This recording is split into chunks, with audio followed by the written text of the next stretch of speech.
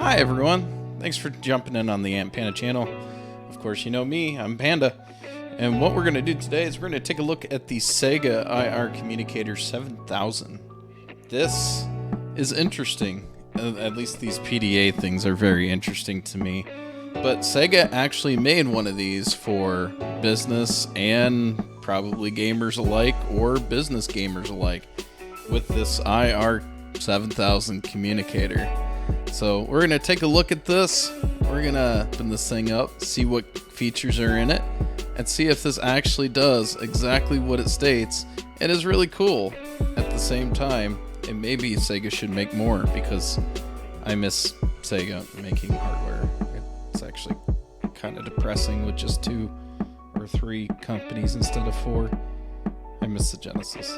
Anyway, let's take a look at this a little bit more closely and see what she's got. Now, the Sega IR Communicator 7000 was actually promoted in the Game Players magazine.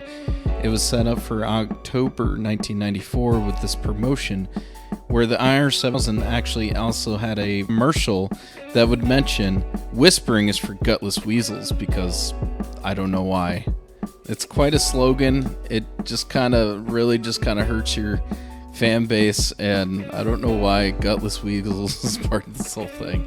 But yeah, it's got a promotion here in the magazine that you're seeing, and also in a commercial with people sending messages, because that's what you could do with this thing, is send messages instead of actual notes, digital notes. Yeah, children do all the time, apparently. But anyway, let's just go ahead and take a look and see what this thing does. Now, this is the Sega R7000 communicator. As you can see, it's got a translucent body on the front and the back. And mentioned before, this was released around October of 1994. Got the Sega logo, and this actually is in a really good shape, the one I got it from on eBay, which was really cool.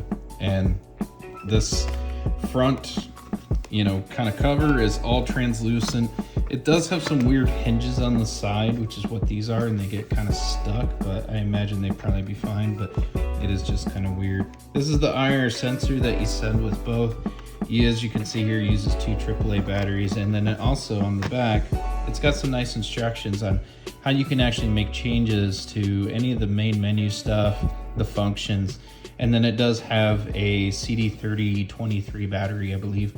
And this makes sure that when you turn it off, even and replacing the batteries, you don't lose your data. So as you can see in here, it's already on.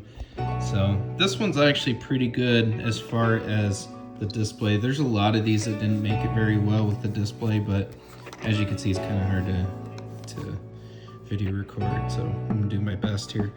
But yeah, you have the ability where you can actually go to each of the menus. You can actually set up what your actual document is, your phone book.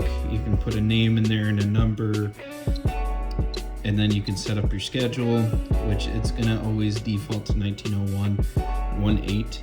So this thing has it's a nice thing to collect, nice thing to use and see the features, but it does have an issue where it just won't save, and I think one of the capacitors might be out or something, but it just won't save any of the fixed data, because what you can do is when you go to these schedules or any places you hit function, and it allows you to actually save the data to what the date is.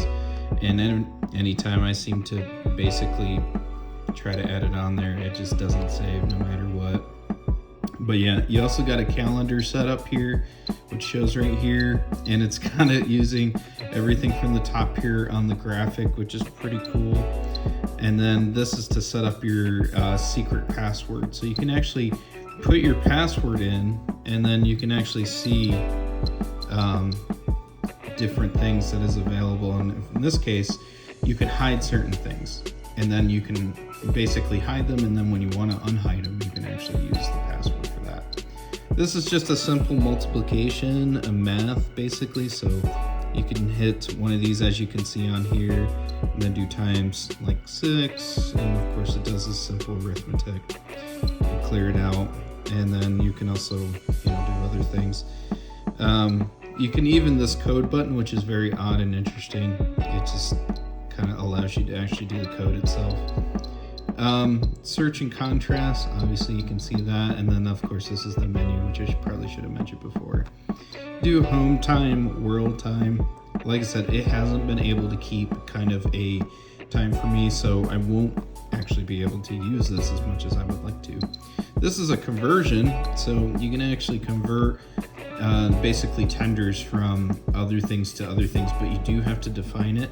And again, it's kind of the same problem that I'm dealing with this, where it just won't save what that conversion is. But you can actually do the rate set, you can reverse it, you can edit it and say what currency you want.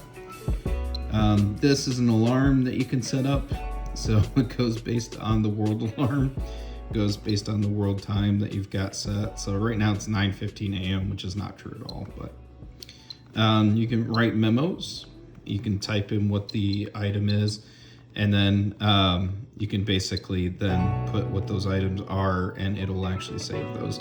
It kind of works, it kind of doesn't for me. And then this is what makes the whole part of this, the communicator part. So you can select this and basically send a message.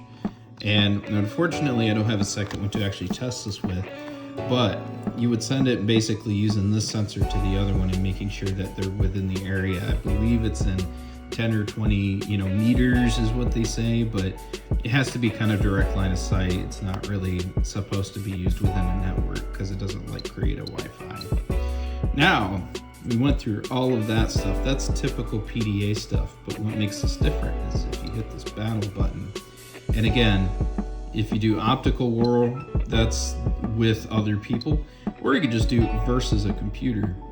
And when you do that, this is the one rarest game, Sega game, that you will never be able to play unless you have one of these, which is fantastic. So you can choose which warrior you want to be, either Luke or Cindy. I'm Luke versus Cindy. I push a button, she flames me, and I don't know, I'm gonna push another button. There's a way to do it. Oh, it's a sub menu. So let's see here. You can use pills. She fried me. That didn't work. I'm gonna flame her back. I guess it's random when you use the items, and it goes back and forth. Apparently, oh wait, I won. All right. And we're all happy, I guess. Level 2. Oh no. Eat some more. Okay.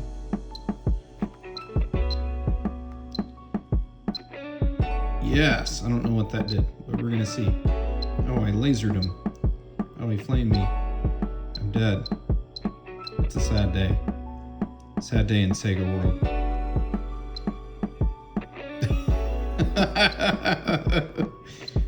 Alright, I'm Cindy this time. I have much more health for some reason.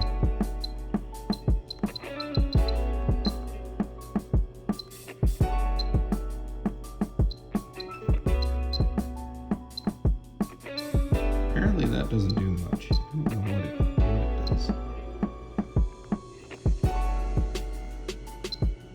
Oh, hamburger. I guess that's how you grab things. Oh, she got health back. Well, that's not cool. What if I just keep frying them? I'm just gonna keep frying them. I won. Bye. I win as Cindy. Level 2. Luke, you're going down. I think. I don't know actually what's happening here.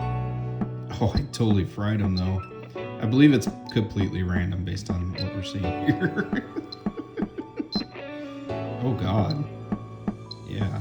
But apparently they get better odds as you go up. Alright.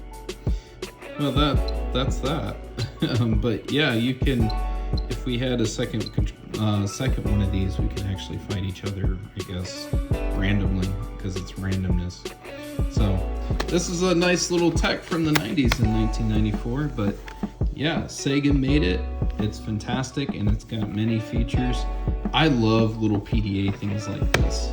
I find this part of technology very, very interesting. So you might see more of this as